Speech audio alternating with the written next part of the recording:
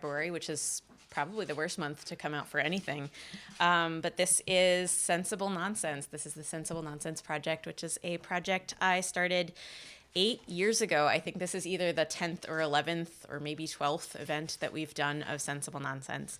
And for those of you who are here because you know the project, thank you. For those of you who don't know the project, this is a project I started a number of years ago because I was here. I discovered Kelly Writer's House in 2003, and I was just overwhelmed by the quality of writing that I saw here and the canon and all of the things that people were doing with new writing.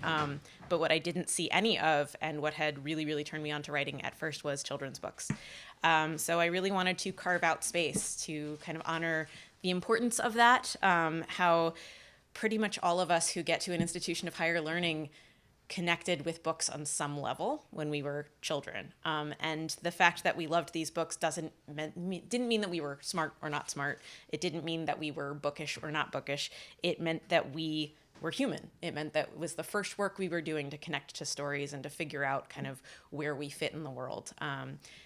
Children's books are a really, really great way to take huge, huge, huge concepts and boil them down to really simple language to get at really big ideas. So this is this event, and I'm really, really glad to share it with all of you. It was a way to bring people together to talk about the way that connecting with books creates just a multiplicity of people, different kinds of people, because we connect to them in different ways. I'm going to do a shameless plug for the reach of this project, which is that about 3 years ago, my dear friend R. Eric Thomas read right here at this podium for this program, and he read about a little book called The Monster at the End of This Book, which is dear to my heart. Does anybody know that book besides me and my mother? And Eric. So it is a book starring lovable furry-old Grover, who introduces the book and says, I've heard this rumor that there's a monster at the end of this book. So let's make a contract, you and me, that we're not going to turn the page because we'll get closer to a monster at the end of this book. And then you turn the page because you're a kid and that's what you do with a book. And then he freaks out at you. And the book is just this collective wall against the fear of what you're going to discover. And of course, Grover is the monster. So Eric wrote about this book and what it meant to him and how funny it was. He described it as Borges for toddlers. But it was not just about how funny and cute Grover was. It was about the dread of having to look at oneself. It was about his being too black in a white space. It was about his being too queer in a straight space. And the fact that all he needed to do was turn the page to see where he fit. And it was a beautiful, beautiful essay. And now it is the introduction to his new book, Here for It, which is a wonderful book. And because all literary events are really just promotion for other literary events, he will be reading tomorrow at the Free Library if you want to join me and freak out about how much better Grover is than Elmo. So tonight we have 6 other readers who are also going to read wonderful, beautiful essays about children's books and themselves. There are different backgrounds, there are different ages, there are different interests, and I really hope that you'll all give them the space that every child deserves and every human who has ever once a child deserves. And do what's in your power to, when you're thinking about these stories, think about how you can promote them. Can you give a book to a kid in need? Can you support your local library? And can you just hold space for the importance of these books? So I'm going to introduce our first reader, who is Kaylani Palmisano, who is the host of WHYY's Check Please on Philly, a new television show that explores dining in the greater Philadelphia region. Palmisano is also a contributing food and travel editor with USA Today and has researched food culture and culinary heritage from across 4 continents. Thank you. Thank you so much. Thank you for that wonderful introduction. Do any of you remember, the first time you ever heard the story, The 3 Little Pigs and the Big Bad Wolf? Anyone? Well, I mean, neither do I. Some people don't, some people do, but I don't. But if you grew up in the Western world, it likely feels like knowledge that you were born with. It's been revisited, rehashed, and referenced to the point where it has become deeply ingrained into our collective consciousness. That's part of the function of fables. They're engineered to be easily remembered. Many fables, like the Three Little Pigs, leverage the rule of threes. Omne trium perfectum. Everything that comes in threes is perfect, as they say. Fables also repeat refrains. There's this catchy line in the story, little pig, let me come in. No, no, no, not by the hairs on my chinny chin chin. We all remember that. The formula of fables allow for a story to remain intact as it's passed through the generations, from an oral tradition to cameo appearances in Shrek films. Fables are also stories that illustrate life lessons. There's always a moral of the story, and for societies in which these stories are told, they serve as a model for an ideal life. Fables are a template to follow. They teach us how to behave in order to live well. But a lot of our fables use scare tactics to enforce these morals. Take the traditional Three Little Pigs. A mother pig sends her 3 little pigs out into the world to start their lives. For some reason, they only allocate 1 day to building an entire house, which is a completely unreasonable deadline. The first 2 pigs, being the lazy piggies that they are, don't put much work into their houses. One builds his house of hay while the other builds his house of sticks, and then they use the rest of their time that day playing and dancing in the field. But the third piggy, he worked hard. He's an industrious piggy. He spent his entire day building a house of bricks, complete with a chimney and a fireplace. The wolf comes along, blows down the first house of hay, and eats the pig. The wolf approaches the second house of sticks, blows it down, and eats that pig. The wolf approaches the third house of bricks. He huffs and he puffs, and he can't blow the house down. So he goes down the chimney, but the third pig is very clever. He puts a cauldron in the fireplace and cooks and eats the wolf. The moral of the story is, if you're lazy, the wolf is going to eat you. But if you work really hard, then you get to eat the wolf. Do you know what that story really reinforces? Capitalism. Work hard and eat your competition before they eat you. That's what capitalism is all about. Eat or be eaten. This story also reinforces another idea from capitalism, which is that hard work is rewarded and laziness is punished. And whatever hardship befalls on a person is the result of their lack of effort and hard work. Young kids have been fed the lie that hard work will guarantee prosperity, and if it doesn't, then you're not working hard enough. Fear of failure, fear of punishment, fear of being captured by the wolf becomes the motivator. It makes sense because if you look at the history of the 3 Little Pigs, the first time the fable was printed in the 1840s. That's where, it pops up. Which coincides with the Industrial Revolution and industrial capitalism, both of which reached their heights during the 1840s. So what better way to create a generation of industrious little piggies than to mainstream a fable where the hardworking piggy doesn't get eaten, but instead eats deliciously? So how do you undo this nearly 200-year social rule that's been reinforced and reiterated from so young an age that many of us don't really even remember when they first heard the fable? You reinvent it and reimagine it, which is just what Eugene Trevisan had done with the 3 Little Wolves and the Big Bad Pig. So, what makes this an effective story is that it takes something that's familiar, it's a familiar fable, and flips your expectations. Wolves are always the bad guys in fables. So in this story, the wolves are actually the protagonists, and the pig is the antagonist.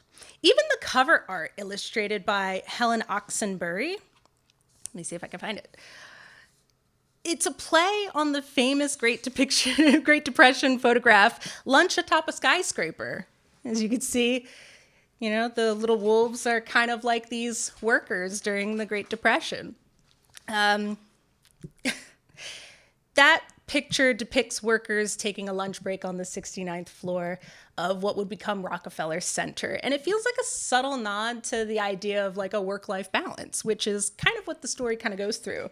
Because in The Three Little Wolves and The Big Bad Pig, they start off building their house with bricks, but that's what we learned. We learned from the original story that was the best material with which a house could be built with. But the pig grabs his sledgehammer and knocks the house down. From there, it escalates in a really humorous way. The wolves keep building houses with stronger materials that they borrow from really friendly people that they meet throughout the book, which is an interesting socialist concept being introduced there. Very like, oh, you can borrow more materials from your friends. Let's see. But from there, the pig just keeps going to greater lengths to demolish their hard work. It goes from a brick house to a house made of cement that the pig knocks down with a jackhammer, and then a house made of steel and barbed wire that the pig blows up with dynamite. The wolves are at a loss. I mean, they've already tried 3 times, which in fables, that's all you get. You get 3 tries. But they keep going, and they try a 4th one. They build a house of flowers, a delicate house that would sway in the breeze. And so when the big bad pig comes around, as he always does, he takes a big inhale, getting ready to blow down their house. But when he does, he takes a big whiff and gets the beautiful scent of flowers, which the flowers overwhelm him with joy. And it changes his spirit, turning him from the big bad pig to the big good pig. I read this story in my 2nd grade class, and when I got to that last sentence of the last page, there was this little boy in the back of the class, and he yelled, "That's not how it goes." That's not how it goes. He was so offended by a story that didn't fit in with the fabled formula that he was familiar with, and there was no other ending in that story. There could only be one result, and it wasn't a house made of flowers. Someone had to get eaten. There had to be a winner, and there had to be a loser. But how many other fables do we subconsciously subscribe to and reinforce when, things don't go the way that we think that they're supposed to? Women are princesses that need to be rescued. Men are stronger, which makes them better leaders. Is that medical condition worth bringing up to your doctor, or will he think you're crying wolf? If the wolf eats you, it's because you deserved it, because you're a lazy piggy. That's the foible of fables. When the picture of our expectations fall out of the frame, some people's minds just kind of go on the fritz. That's not how it goes. But I loved this story because it wasn't the 3 little pigs. It was the 3 little wolves. And I found comfort in the fact that it didn't go the way that it was supposed to go. I loved the idea that things could go off script. I also found comfort in the idea that your hardships don't define your worth. You can build a house according to spec, using the strongest materials, and to no fault of your own, a big bad something could come along and destroy everything that you've built. And that doesn't mean you're lazy. And there's people along the way who will support you as you dust yourself off and continue on your way. Perhaps the solution is a more abstract idea that you didn't expect. So our lives, they're not fables that we grew up with. Our fate is not written in the stars, nor is it written by industrialist capitalists from the 1840s. Our stories deserve to be written and reimagined by us. If our stories don't match the ones we've been told, we aren't the ones who are flawed. It's the fables that are flawed. Thank you.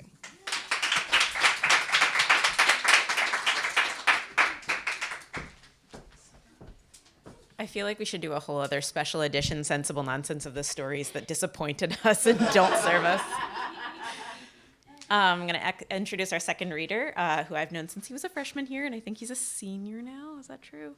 Rodney Daly is a 4th-year undergraduate studying English and classical studies. He is a writer, poet, and 2016 recipient of the Terry B. Helled Travel and Research Grant, which is an amazing grant that we do here that basically supports a student project a student who wants to travel to do research. So somebody who's sometimes going to Japan to study food or just going somewhere else. So he composed his first manuscript abroad while on this trip and has recently debuted a second collection of poetry entitled I Make All These Ornaments from My Skull. His absolute favorite book as a child was Make Way for Ducklings by Robert McCloskey for the way it animated physical place in Boston, one that Rodney could visit and imagine as the lively scenes portrayed in the book.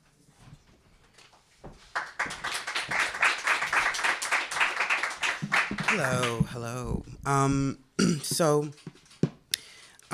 gonna just kind of talk about my experience with this book also, and sort of what it means to me. So I grew up in Lower Mills, which is in Dorchester, which is in Boston. So Dorchester is a town in Boston, and Lower Mills is sort of like a little, well, it is exactly what it sounds like. It's at the base of a couple of waterfalls, and there are mills and factories around it. And so until I was about 4, we lived in the Baker Chocolate Factory, which is still a chocolate factory in Lower Mills. And living in Massachusetts, it's always like history. It's like, you're in history. And it's always like, oh, like, John Quincy Adams like tripped on this brick, and like it's in memoriam.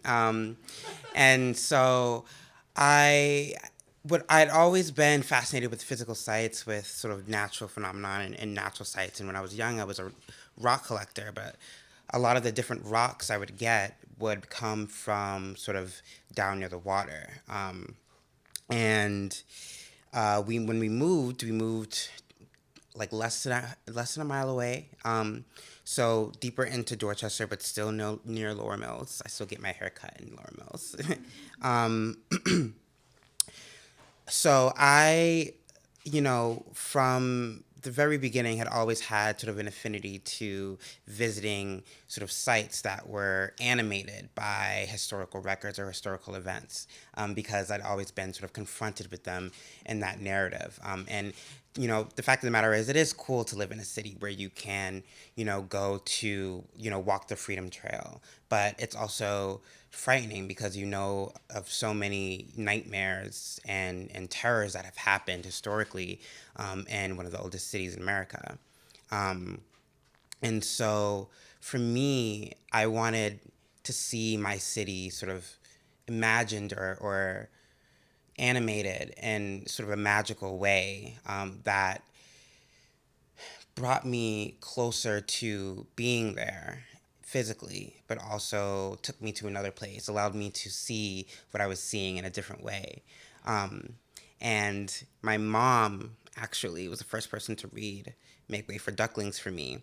And the thing that she kept obsessing over was the fact that the author wrote the text and did the illustrations. And she was like, oh my God, like,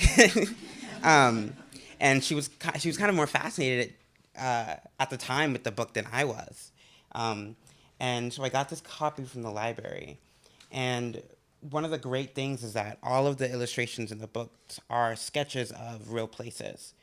So it's about a family of ducks, and they fly over Boston looking for a place to stay, a place to build their family. And what happens is they end up on the esplanade of the Charles River, and Mr. Mallard, they're the Mallards. Mr. Mallard says, I'm going to go scout. And Mrs. Mallard, she begins to molt, and she was birthed to little ducklings named Jack, Cack, Lack, Mac, Knack, Whack, Pack, and Quack. And when birds molt, for a temporary period, they can't fly. And so she takes this odyssey throughout the city. Mr. Mallard flying. That's the babies. And what happens is they take this odyssey through the city, and they meet a nice police officer on the way who feeds them peanuts and stops traffic for them. And you see them honking, then the police coming, and then the ducks. And one of the fascinating things is about this is that there is a federal law the Migratory Bird Treaty Act of 1918 that protects birds from being murdered or taken, like public birds. But Massachusetts was not finished. Massachusetts amended in the state laws about 6 different times up until about 1998 for different species of geese and ducks. And so it is against the law to hit a goose or a duck in Massachusetts. You can get fined up to $15,000. We made sure to put that there. And so just the different sort of legal residences of the book, the different just spatial aspects of the book, and them actually finding in the common an island that's there, and there's a sculpture there as well. So that also animates for me because it was, there before I was born. That actually activated in me a sense of not just imagining the world, but reimagining the world that was before me, something that I really have never let go of. Something that drives me forward with hope to continue to reimagine the world that I'm in, and gives me hope that the world can change, and that the evils and the sort of the specters and the ghosts that haunt the physical places of the past, we can still reimagine and reshape that space. So yeah, thank you.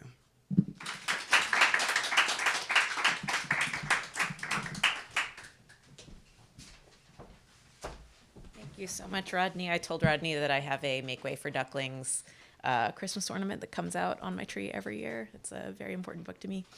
I'm going to introduce our third reader, and I hope I'm pronouncing her name correctly. Yue Chai is a sophomore from Sydney, Australia, who likes cooked green vegetables. Her work has previously appeared in Scum Mag, The Pen Review, and some other places. Is Yue here? Hi.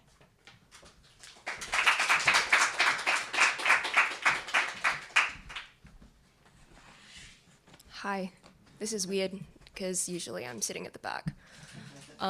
Quick disclosure before I start, this is actually not about a book, but about a series of children's songs that I loved a lot when I was younger. So, when I didn't know what to do with myself, I sang the songs I had learned in primary school choir. This would have been after primary school, at the age of 13, 15, 16. After 17, I would have other concerns. I would sing other songs, hymns from chapel, the finale to Les Miserables, the Lana Del Rey and Taylor Swift of my angstier teenage years. But before then, primary school choir was safe, was simple. If the apartment was empty, as it often was during the day, I filled it with the weak noise of the wild mountainside, my favorite song. If the apartment was not empty and I was sweeping the floors or dusting the cabinets, coughing all the while, I sang The Magic's in Me, or Close Every Door, or if I was feeling particularly funny, It's a Hard Knock Life.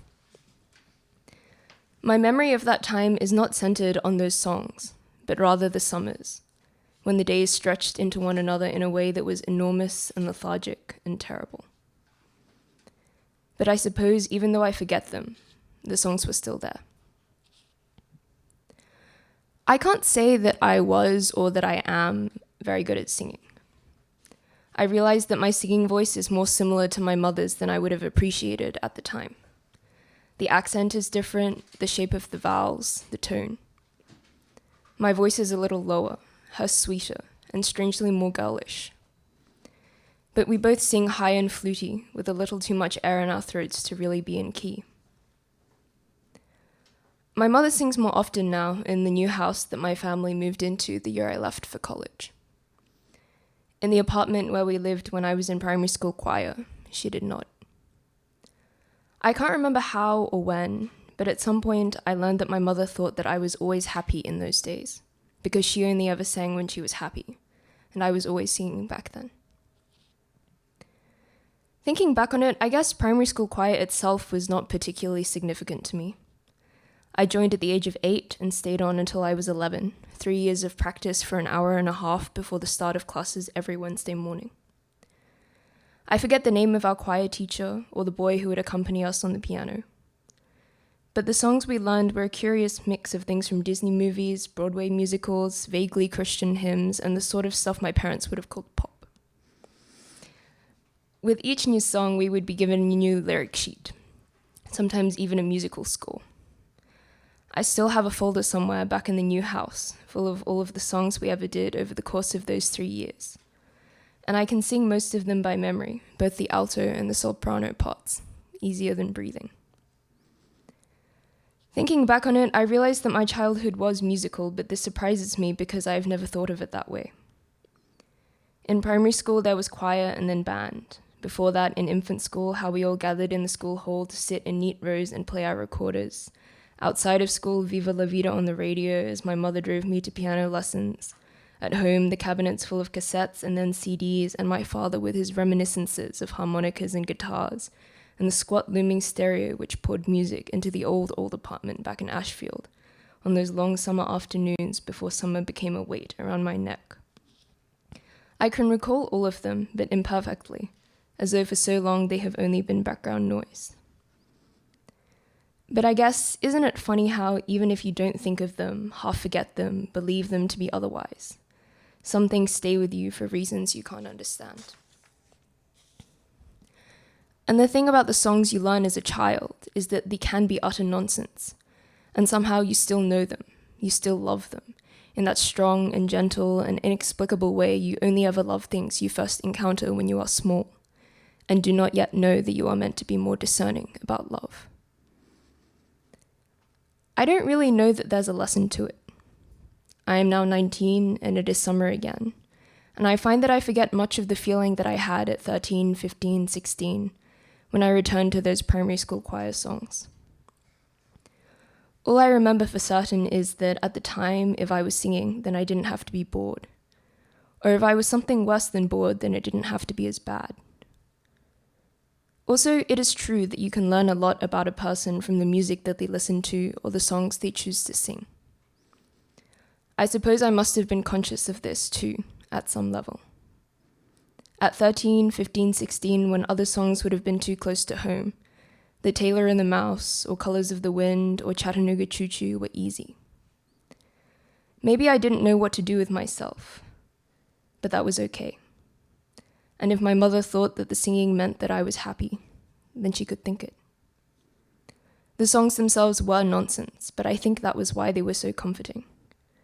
They did not have to mean anything, they did not have to matter, and I could cycle through them one after the other, and for that one brief while, I would not have to say anything, and I would not have to think about anything at all.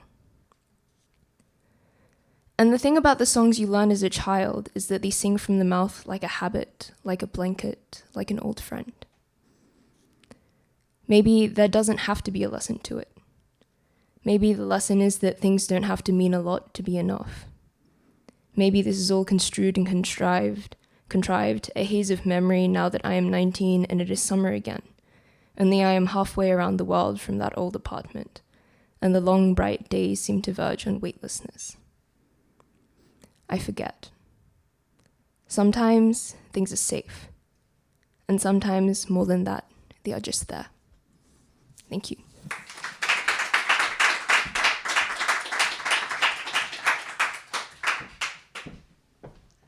Thank you so much. That is so much to the heart of this project, is like loving something and not really articulating why, because you're just at the age where love comes easily and you spend years untangling it later.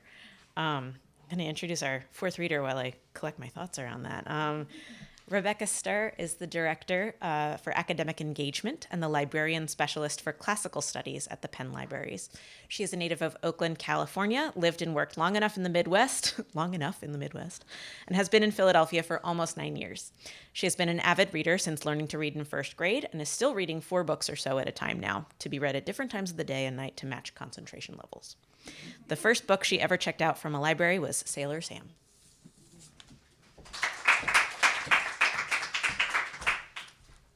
Thank you. I'm going to be talking about Moomin Summer Madness, books that I was introduced at quite a young age, and I just wanted to, I'm not exactly sure how old I was, but my dad came home with a set of what we called volumes. We just always called them the volumes. And this was sort of our main library that we had as children. And so many stories that were read to me by my parents, and then that I also read over and over again as I grew older. And there was a chapter from a couple of chapters from the Moomin Troll books in this book with these, now that I realize, very odd illustrations, because the novel is actually illustrated by the author, and it's nothing like this. But you can see that these Moomin trolls are floating on clouds that came out of a bucket because of a rotten egg. And so that sort of gives you a sense of anything can happen. This is the actual novel published in the way that Tove Jansson did, and you can her own illustrations, which are really much more evocative and much more sort of, making you lots to imagine as you look at these pictures.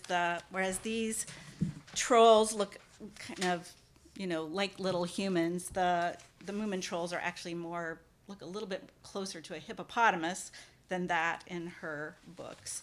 But the book is full of all kinds of different creatures, and they all have names that are different than names that we give animals in our own world. So I was going to read a little bit, and then I'm going to read a short section from the book too. But to say that I recently rescued these books from my father's house. I had to move my father from California, our childhood home, to Philly this summer, and I was sure we left a lot in the house for the estate sale to take care of because we couldn't actually handle most of it, but I did grab the volumes, so I have those again. So the Moomin Valley is home to an array of creatures, each with its own personality and approach to life. And actually, there are a lot of sad creatures in the Moomin Valley. The Moomin trolls themselves are not sad, but the creatures that are around them are sad. They don't have parents, or they don't understand what their place is in the world, or they just are always asking questions. And why doesn't anybody else ask questions? So there's a lot going on with each of the characters. Moomin trolls look so harmless and inoffensive, and Jansson portrays them as rather bourgeois and comfortable. But they are dreamers and seekers. They're ready for adventure, welcoming and generous without thought or motive. And as I thought about it, in the ideal Aristotelian sense, they don't know what the right hand doesn't know what the left hand is doing. So they don't think about it. They're just generous. If things are disrupted, they take it in stride. Although they are equal to what life presents them, they are glad to return home. The Moomin stories, and I think this is what really appealed to me too, are mysterious and unfamiliar amid all that comfort and bourgeois home life there. Moomin Papa is claimed by an enchanted hat that sends him on a long journey in search of something essential. He's not sure what, but it's essential. Moomin Troll wakes up in the middle of winter while all the rest of the family hibernates, only to find that it is the coldest of winters, and the house fills up with many of the valley creatures who need shelter from the cold. And Moomin Summer Madness takes place at midsummer and features natural disasters and threatening catastrophe, with its peak at Midsummer Eve. Moomin Summer Madness tells this story of comfort, disruption, crisis, discovery, and return on a hot early summer day, and with nearly simultaneous volcano, earthquake, and tidal waves hitting the Moomin Valley all at once, or very closely sequentially. Creatures are stranded on rooftops and in trees. The Moomins abandon their quickly disappearing home and board a passing theater that floats by. They don't know that it's a theater, so it's very mysterious to them. There's this open, why is it missing a wall? And there's all kinds of questions. Through mishap, Little Mai, the tiny, fearless sister of the equally fearless Mimble's daughter, and they're both orphans, the Mimble's daughter's mother said, "You take charge of Little Mai now. She's too much for me. See you later." So there's abandonment. It's very interesting to think about all the, in this like lighthearted novel, all of these sort of sad undertones. So Little My falls through a trapdoor into the floodwaters, but floats into the care of another Moomin character, Snufkin. Moomin Troll and the Snork Maiden are left behind in a tree as the theater escapes its mooring and drifts off during the night. Interestingly, I noted as I'm reading this again this weekend as an adult that Moomin Troll and Snork Maiden are refugees, and there's actually a scene where they have decided on their own that they can't speak, but because of something they've done, they're arrested by a policeman, a Hemulan policeman, and they have taken this vow not to speak, so they can't defend themselves, and they're taken and locked up in jail. So they're voiceless. And because they're in unfamiliar territory, they don't know where they are, what the rules are there, then they are arrested. But through kindness, ingenuity, determination, and love of life and adventure, family and friends are reunited. 24 serious tiny children, also parentless, find a happy home and careers in the theater. The waters subside and the refugees are able to return home. So I'm going to read a little short section from a chapter called Snufkin Prepares to Scare the Park Keeper. And he has little Mai, he's in his pocket. She jumped into a sewing basket and drifted off and landed conveniently with someone who actually knows the Moomin family. And he's had it in for this park keeper because there's a lot of rules, and he doesn't like being told what not to do. He likes to do. That's what it says. So he arrives at a long fence. It was hung with notices at regular intervals. Absolutely no admittance. The park keeper and the park wardress lived together in the park, of course. They had cut and sheared every single one of the trees into round blobs and square cubes, and all the gravel paths were straight as pointers. As soon as any leaf of grass dared to come up, it was cut off and had to start struggling over again. The lawns were fenced in on all sides, and the fences were hung with notices telling in big black letters that something or other was not allowed. Into this horrible park came every day 24 small, subdued children who had for some reason become forgotten or lost. They were furry woodies who liked the park as little as the sandbox where they were told to play. What they wanted was to climb trees, stand on their heads, run across the lawns. To this park came Snufkin with little Mai in his pocket. He crept silently along the fence, looking in at his old enemy, the park keeper. "What are you going to do to him?" asked little Mai. "Hang him, boil him, or stuff him?" "Scare him," replied Snufkin, and clenched his teeth around the pipe stem. "There's only one person in the whole world whom I really dislike, and that's the park keeper. I'm going to pull down all his notices about forbidden things." Snufkin now rummaged in his knapsack and pulled out a large paper bag. It was full of small, glossy white seeds.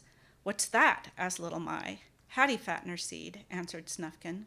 "Oh," said little Mai, astonished. "Do hattie-fatteners come from seeds?" "They do," said Snufkin, "but the important thing is only if the seeds are sown on Midsummer Eve." He began throwing handfuls of seed between the fence rails. He crept noiselessly along the whole of the park fence and scattered his seeds everywhere, but was careful to throw them sparsely so that the hattie-fatteners wouldn't have their paws entangled when they came up. When Snufkin's bag was empty, he sat down, lit his pipe, and waited.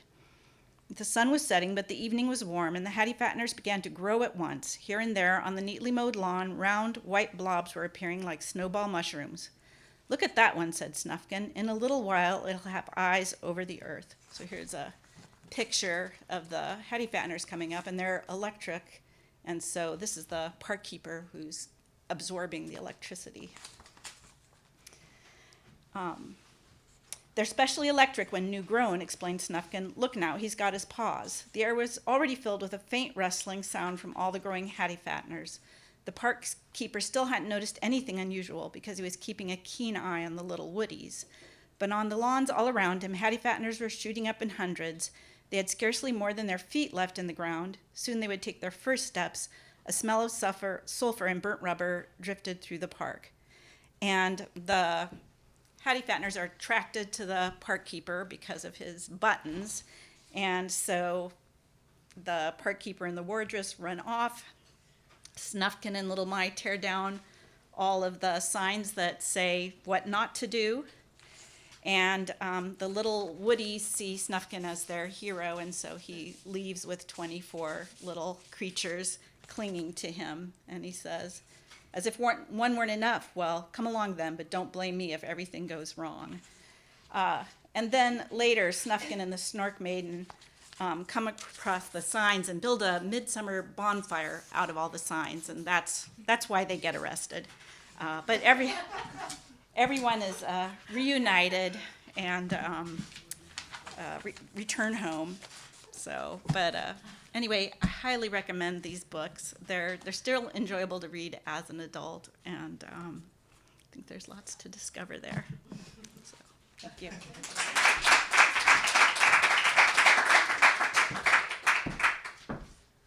One of the things I love most about children's books is the absolute complicated nature of their internal logic sometimes. And so I was laughing just listening to so obviously the electric things that grew from seeds are attracted to him because of his buttons. And I was like, naturally, I knew that.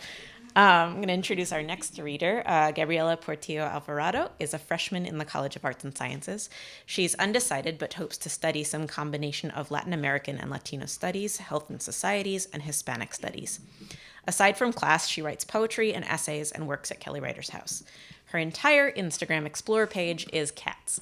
Mine recently decided that I'm into frogs. For some reason, it's all frogs. I don't know why. Find her in the student project space in Doc Martens eating free food.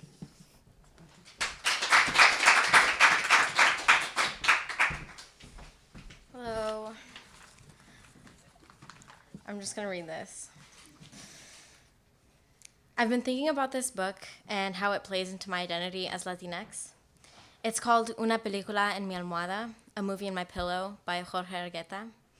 It's about a young Salvadoran boy who has immigrated with his father to the United States, specifically to San Francisco's Mission District. The book consists of a series of poems with versions in Spanish and in English. Vivid drawings of pupusas with an outline of a woman and the steam rising from them, markets in San Francisco, luggage stacked in a bus, a yo-yo with lines of poetry on the zigzagging strings, constellations, the face of a woman howling in the wind, iconic Salvadoran motifs of mythical birds scattered through the book. I must not have been able to read when my mother first introduced me to this book. I remember the images vividly. I remember sitting and staring at them, analyzing them. I don't remember the poems, which embody the traumatic realities of leaving El Salvador. I didn't understand the heaviness of those poems, and I didn't know how much they affected my mother when she read them. My grandmother is the strongest person I will ever know. During the Salvadoran War, circa 1979 to 92, she made 2 trips with her children, 3 at a time, to the States. She first fled the country with her 3 eldest daughters, who were at greatest risk of violence, leaving behind her 3 youngest, including my mother. She planned to return to El Salvador immediately after reaching the States for the rest of her children. But there were complications on the first trip. One of my aunts fell horribly ill. The journey was halted for nearly a week until she got better. There were more complications upon reaching Tijuana, where U.S. border officers were searching for refugees. In short, the journey exhausted the funds she had. So instead of returning immediately to El Salvador, she stayed here for a full year, nearly to the month, April, to work, to save money, for another harrowing trip across Central America. Thus, my mother, the eldest of 3 children left behind, survived without her mother for a year while a civil war raged around them. She was 12 years old. And my mother did make it. All of my aunts and my one uncle made it. My mother, knowing not a single word of English at age 13, when she finally arrived to the States, went to high school, among the first generation in our family to do so, went to college, earned a bachelor's, a teaching certificate, a master's, and at Temple, a doctorate in Latin American children's literature. She would even teach Spanish at Penn for a semester. This is the lens through which I now read this children's book. Here's an excerpt from the poem Cuando salimos del Salvador, when we left El Salvador. sorry. The poems are translated in the book, so I'm going to read it in Spanish and in English. Cuando salimos, sorry, wow. Salimos sin decirles adiós a parientes, amigos o vecinos. Cuando salimos del Salvador, en el autobús yo no dejaba de llorar, porque ya se habían quedado mi mamá, mis hermanitos y mi abuela. We left without saying goodbye to relatives, friends, or neighbors. When we left El Salvador in a bus, I couldn't stop crying because I had left my mama, my little brothers, and my grandma behind. Argueta even addresses the Civil War in a more abstract poem called With the War, Con la Guerra. But what strikes me now most are sadder poems about loss of culture. One is Voz Hogareña, Voice from Home.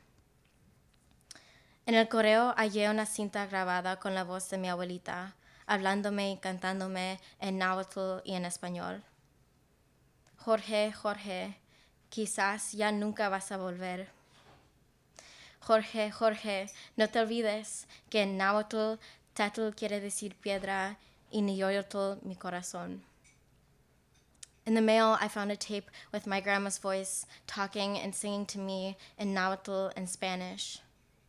Jorge, Jorge, maybe you will never come back. Jorge, Jorge, don't forget that in náhuatl, tetl means stone and niyoyotl means my heart. En los cuentos de mi abuelita, my grandma's stories, los cuentos de Mita hacen que su rancho se llene de estrellas. Los cuentos de Mita son tan viejos como las montañas. Si cierro los ojos, los escucho en el viento. Mita's stories filled her shack with stars. Mita's stories are old like the mountains. If I close my eyes, I hear them in the wind.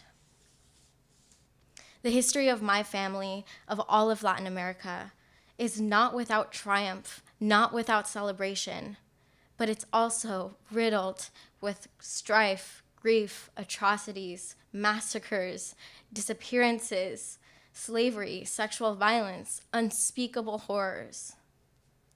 One of my aunts coped with her trauma by forgetting any part of her childhood before living in the States, her patria, her family, her migration. Recently, someone asked her if she was Salvadoran. She said, yes, and how did you know?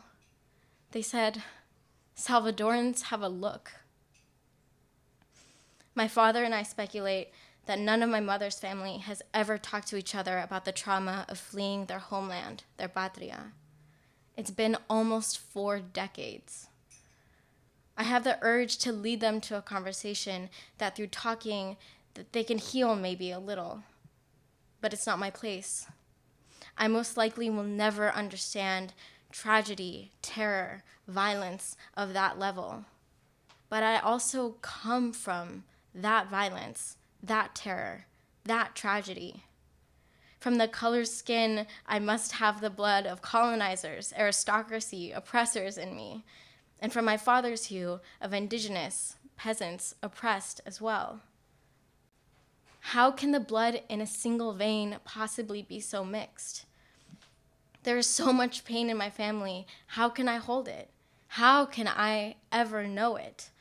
How can we live with our family's trauma without forgetting, without hiding it, without pretending it doesn't exist, but also without being consumed by it, by the most horrific parts of reality? How can we live after surviving a violence? How should we treat each other? How should I treat my family? What does my Latinidad mean? How should I approach it? Thank you.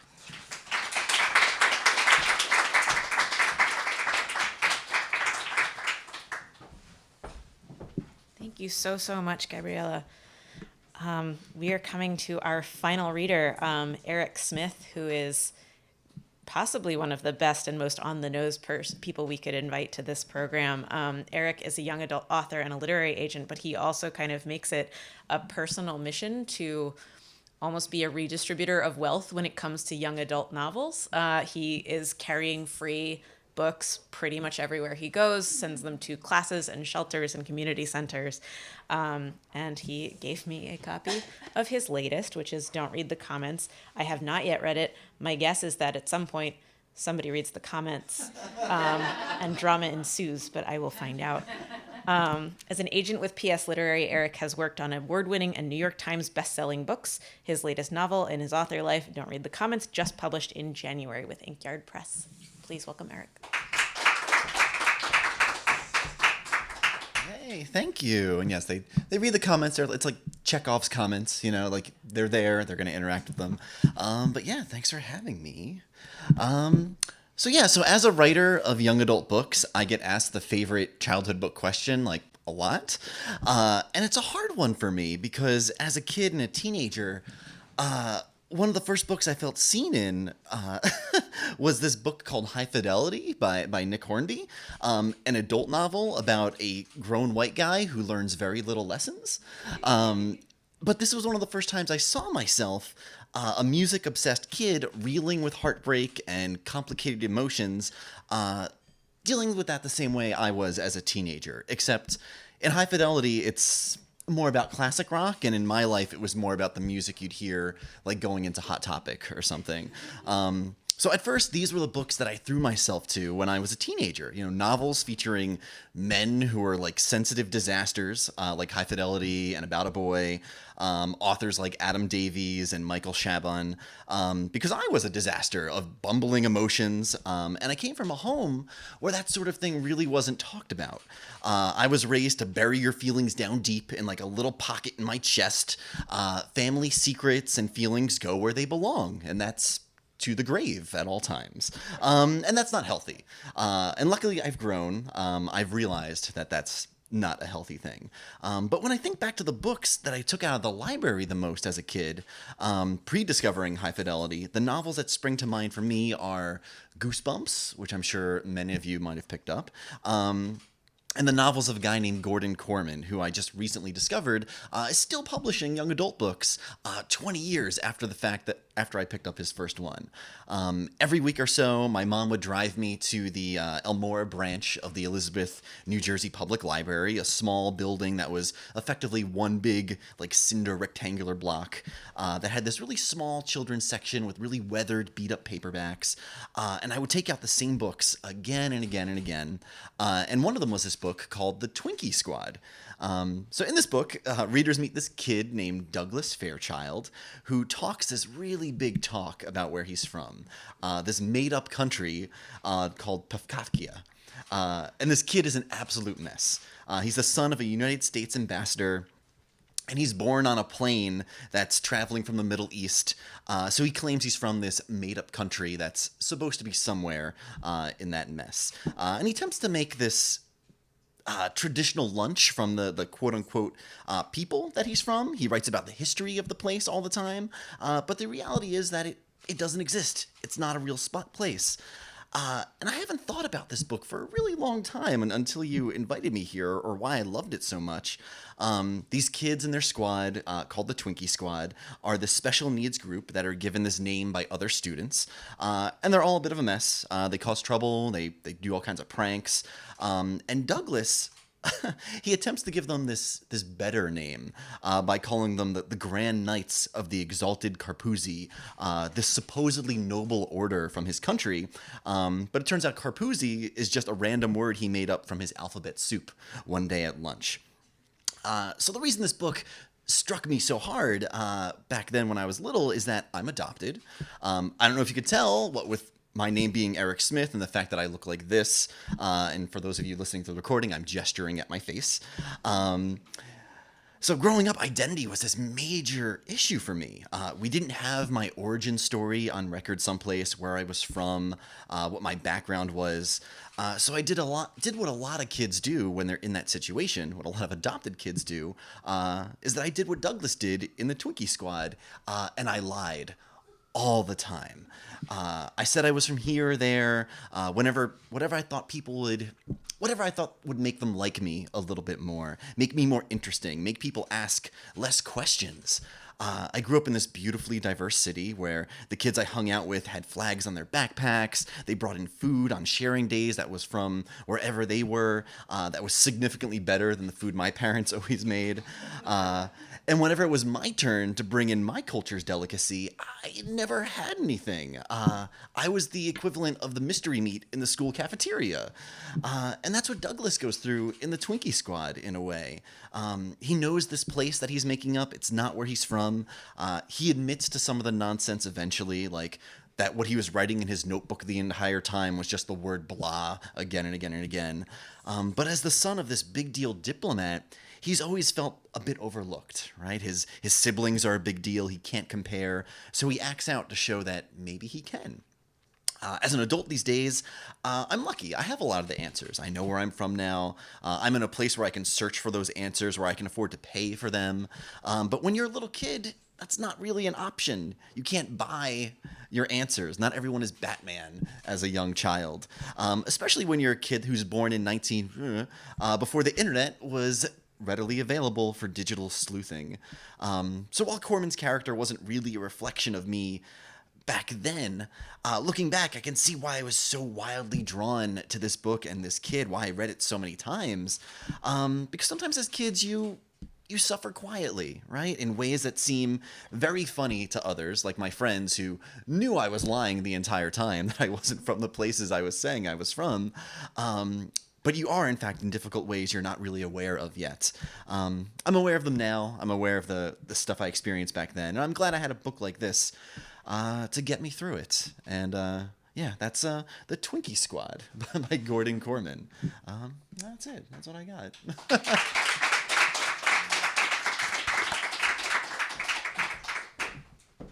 Thank you all so much for coming out. Can we give another round of applause to our readers, Kaylani, Rodney, Yue, Rebecca, Gabriela, and Eric. Thank you so much. One of the things that I conceived of when I first did this event that Kelly Writers House has beautifully supported me in was I wanted food that was not fancy, that was after-school snacks. And so we have Lucky Charms, and we've got juice boxes and apples, and we might have ants on a log. I don't know. Go find out. Go eat. Thank you for coming.